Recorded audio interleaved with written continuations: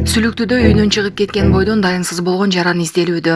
Адамдар тирүү. Орусияда 3 күн мурда жоголгон учак табылды. Садыр Жапаров унаа катуу көзөмөлгө алынган.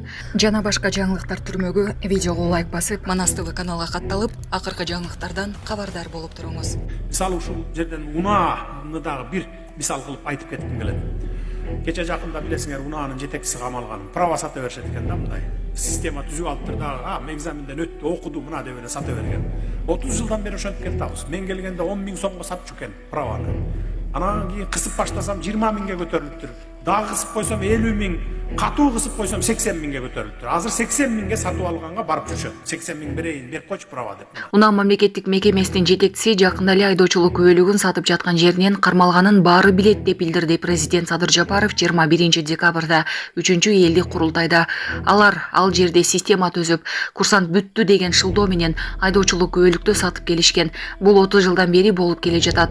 Мен кызматка келгенде айдоочулук күбөлүк 10 000 сомго сатылып келген.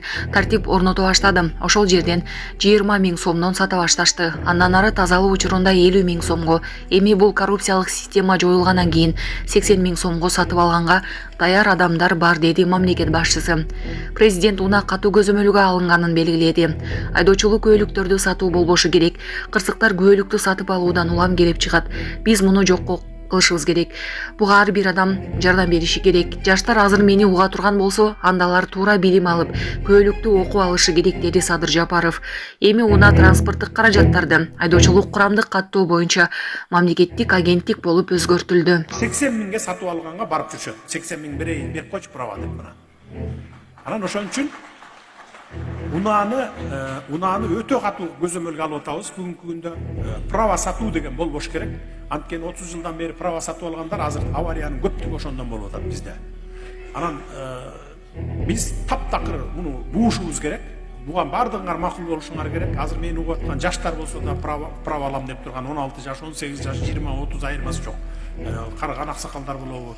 Унутуш керек дагы, барып туруп окуп, анан правилалардын баарын жакшы жаттап билип, жатка билип турган алганыңар болот. Анткени биз азыр бул проблеманы мына 30 жылдан бери сатып алып аткандар эми дагы бир 100 жылдан кийин жок болобуз. Азыркы алып аткандар ошо биздин ордубузду 100 жылдан кийин басып, анан тазарат. Көрдүңөрбү, мына биз азыр 5-6 эле келип туруп, муну тазалап ийбейсиңерби, муну оңдоп ийбейсиңерби деп кыйкырып атпайсыңарбы, оппозициялар мисалы. Мону минтип койбойсуңарбы деп.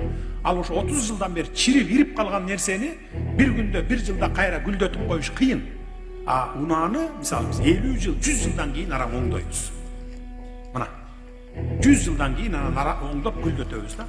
Урматтуу Москва шаарындагы мекендештер, эгерде сизди тиш оорусу тынчсыздандырып жатса, анда сизге Умбем клиникасын сунуштайбыз. Стоматология заманбап техникалык каражаттар жана материалдар менен камсыздалган. Жогорку даражадагы адистер өз ишинин сапатына кепилдик беришет. Хирургиялык стоматология, тиштерди кооздоп калыбына келтирүү, кандай гана оор абалдагы тиш болбосун, оорутпай алып салабыз, жулабыз. Тиштерди кесипкөй чеберчиликте, гигиеналык тазалоодон өткөрөбүз. Брекет системабыз да бар. Имплантация жасайбыз. Протездөө, металлокерамика, цирконий жана башка түрлөрдү колдонуу менен сиз каалаган сапатта тиштериңиздерди оңдоп түзөп, салып жана тазалап беребиз. Биздин дарек Москва шаары, ВДНХ метросу, Кондратюка көчөсү 2, байланыш номеру +7 925 103 22 55.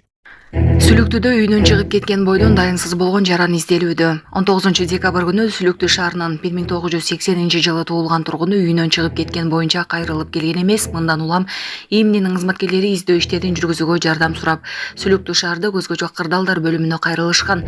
Бүгүн издөө иштерине Сүлүктү шаардык номер 52 өзгөчө кырдаалдар бөлүмүнөн 6 куткаруучу, ИИМдин 1 кызматкери, жергиликтүү 8 туруун тартылган. Операцияга жалпысынан 15 адам катышууда. Кошумча маалымат кийинчерээк берилет. Адамдар тирүү. Орусияда 3 күн мурда жоголгон учак табылды.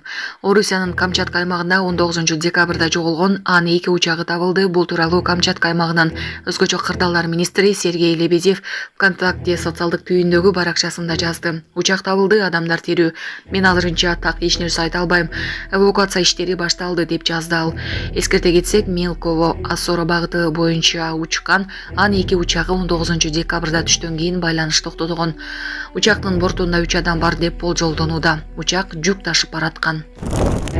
Айпери Медет кызы сырдуу жигит менен түшкөн сүрөтүн жарыялады. Кыргыз балбан Айпери Медет кызы социалдык тармактагы баракчасына сырдуу жигит менен түшкөн сүрөтүн жарыялады. Сүрөт Париж шаарында тартылган. Азырынча балбан кыздын жанында турган жигит анын сүйүктүүсү же жокпу белгисиз. Булак Субер KG